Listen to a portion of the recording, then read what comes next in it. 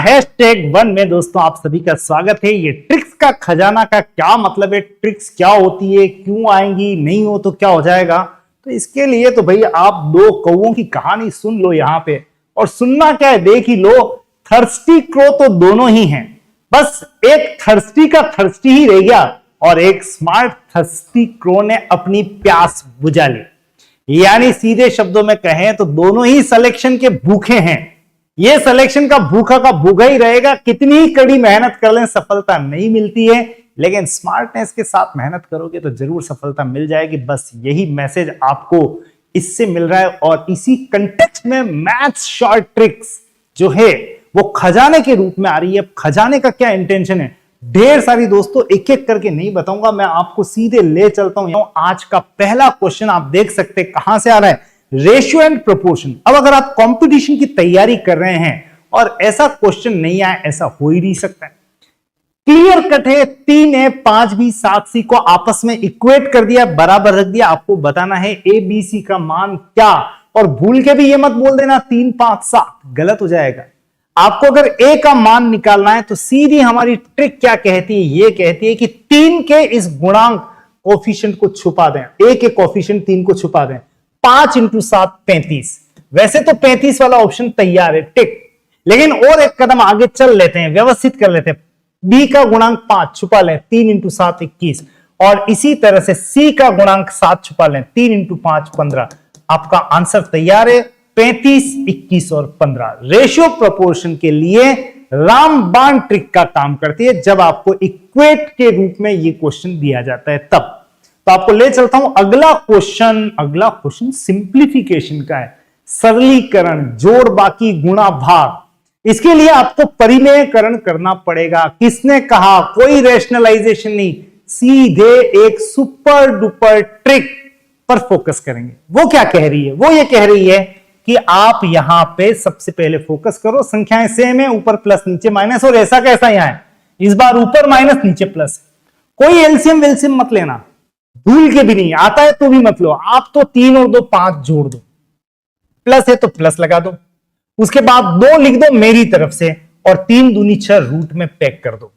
नीचे कुछ भी हो, यहां प्लस हो या फिर माइनस हो, माइनस ही करना है। 3 में से 2 गया 1, यानी ये आ गया 5 + 2 √ 6।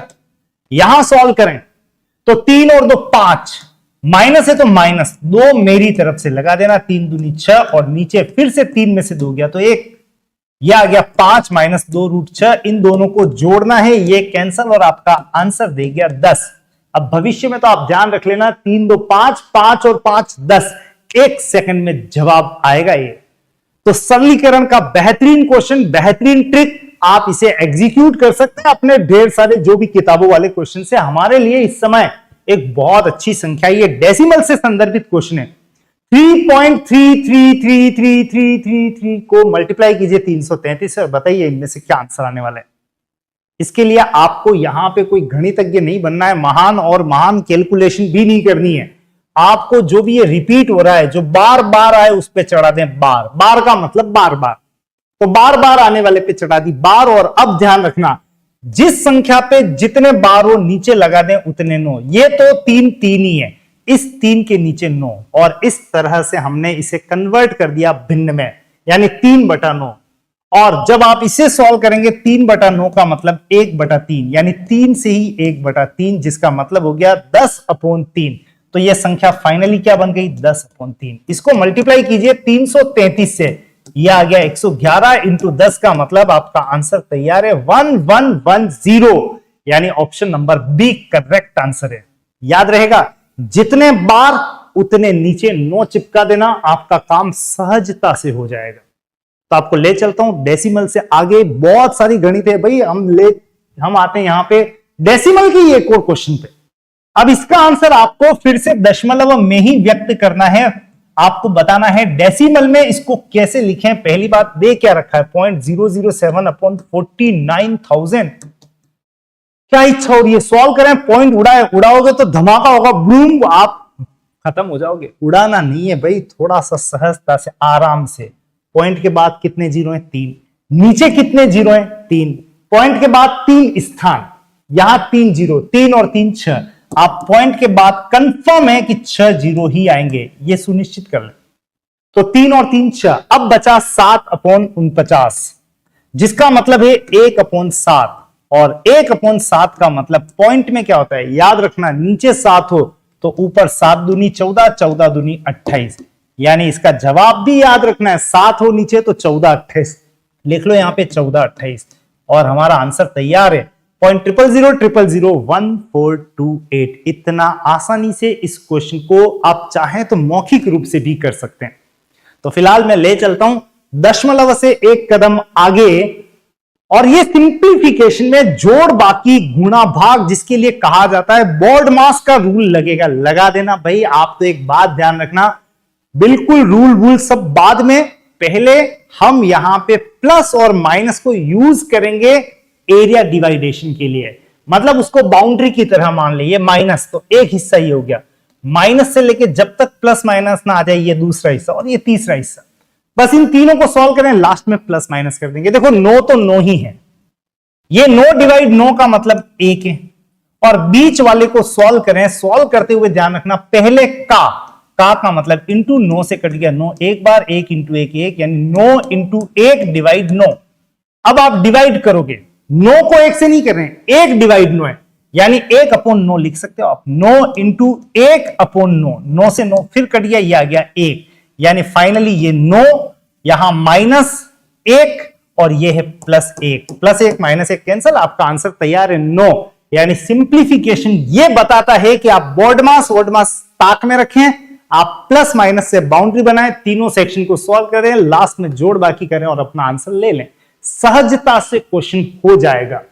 फिलहाल सिंप्लीफिकेशन से आगे बढ़ते हैं और आपके लिए एक प्रश्न आ गया है, 18 के प्रथम 9 गुणजों का औसत क्या होगा?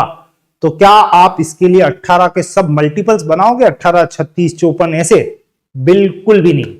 आपको क्या करना है, सबसे पहले तो 9 में 1 जोड़ दो, 10 डिवाइड कर दो 2 से, क्या आ जाएगा 5।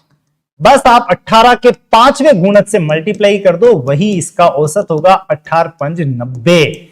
यानी भाई बात आ रही है यहां पे मैथ्स को एग्जाम हॉल में कैसे सॉल्व करना है, तो ऐसे सॉल्व करना है, स्मार्टनेस से सॉल्व करना है, समय बचाना है।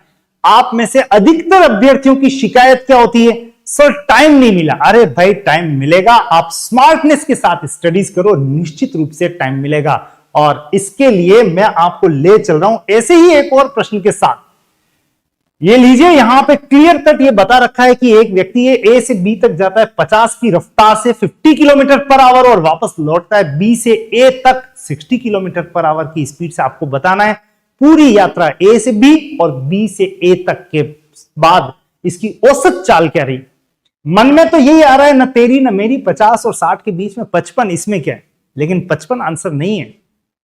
तो आप यहां पे अगर 55 दोगे तो वो बचपना हो जाएगा। आपको करना क्या है वो बता देता हूं। जब भी आपको औसत चाल पूछे एक ही दूरी के लिए, फॉर द सेम डिस्टेंस, तो 2 इंटू जो भी ये दोनों दे रखे हैं 50 इंटू 60 वो लिख लें, और अपॉन 50 प्लस 60 110 ये ले लें, 100 इंटू 6 600 अपॉन 11 का मतलब ये आ गया 54.54 किलोमीटर पर आवर। इतना इजीली आप सॉल्यूशन निकाल सकते हैं। औसत चाल का मतलब ध्यान रखना, 2 इंटू दोनों स्पीड अपॉन दोनों स्पीड को आपको प्लस करना है। यह था औसत चाल या चाल समय दूरी के संदर्भ में हमारा क्वेश्चन। तो एक क्वेश्चन यहां पे आ रहा है सिंप्लीफिकेशन एलजेब्रा से, x प्लस 1 अपॉन एक्स बराबर 4 है, तो x square plus 1 upon x square बराबर क्या? अब कैसे सॉल्व करें? कोई algebra x plus 1 upon x का होल स्क्वायर करें? कुछ भी नहीं करना है, बात ट्रिक की है। आप यहां पे ट्रिक के लिए आए हो तो मैं ट्रिक ही बताऊंगा आपको। जब इसका स्क्वायर करना है, इन दोनों के स्क्वायर, तो आप क्या कीजिएगा, 4 का स्क्वायर कर दे, माइनस कर देना 2, बस आंसर तैयार है। यहां पे 4 का स्क्वायर 16 में से 2 गया तो 14। अब आपको यहां पे ये बताना है कि अगर यही question x square plus x 4 plus 1 upon 4 होता तो आप क्या करते? कमेंट बॉक्स में जरूर से कमेंट करके बताइएगा कि क्या करते। फिलहाल तो हमारे लिए एक बहुत ही शानदार मेंसुरेशन का क्वेश्चन, इक्विलैटरल ट्रायंगल। भुजा नहीं दे रखी है, ध्यान रखना, यहां पे साइड नहीं दे रखी है। समबाहु त्रिभुज की भुजा नहीं, ऊंचाई दे रखी है 6√3।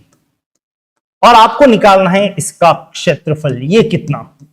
इसके लिए पहले भुजा निकालें, फिर क्षेत्रफल निकालें। फॉर्मूले भी तो आने चाहिए, √3/4 इंटू ए स्क्वायर, और इसका √3/2 इंटू ए, ऊंचाई का। कुछ भी नहीं आना चाहिए, कुछ करना ही नहीं है आपको। बस ध्यान रखना, अगर √3 में कोई भी वैल्यू है तो √3 लिख दें और 6 का स्क्वायर कर देना 36। आप सीधे ऊंचाई से पहुंच जाएंगे कहां पे, क्षेत्रफल पे। इतना आसान। यानी 6√3 ऊंचाई है तो आप बोलोगे 36√3 इसका क्षेत्रफल है। समबाहु त्रिभुज एक एक सेकंड में सॉल्व होते हैं। तो दोस्तों यहां पे हम एक और संदर्भ लेके आते हैं, और यहां पे फिर से आपके लिए वही अनुपात समानुपात है, लेकिन थोड़ा बदला हुआ अंदाज है। x का 2/3, y का 2/5 और z का 2/7 आपस में बराबर है। तो बताओ x, y, z क्या। और इस संदर्भ को अगर आप यहां पे ध्यान दें तो तीनों में 2 2 2 ऊपर है। बस आपको कुछ भी नहीं करना है, यहां पे नीचे जो भी दे रखा है वही आंसर है, यानी 3:5:7। That is the answer. यानी जो नीचे है वही आंसर है, अगर ऊपर वाले आंकड़े समान हैं तो। So this is all about your hashtag number 1। शायद आपको समझ में आ गई होगी कि ट्रिक्स का खजाना में आपको क्या मिलने वाला था, और अब आप इतना सारा ले जा रहे हो तो बिल्कुल आप चैनल को सब्सक्राइब जरूर से कर लीजिएगा, ये क्लास शेयर कर दीजिएगा, और पसंद तो मुझे लगता है आई ही होगी, तो कंजूसी मत करना, लाइक भी कर दीजिएगा। Thank you so much. फिर मिलेंगे अगली क्लास के साथ। Thank you.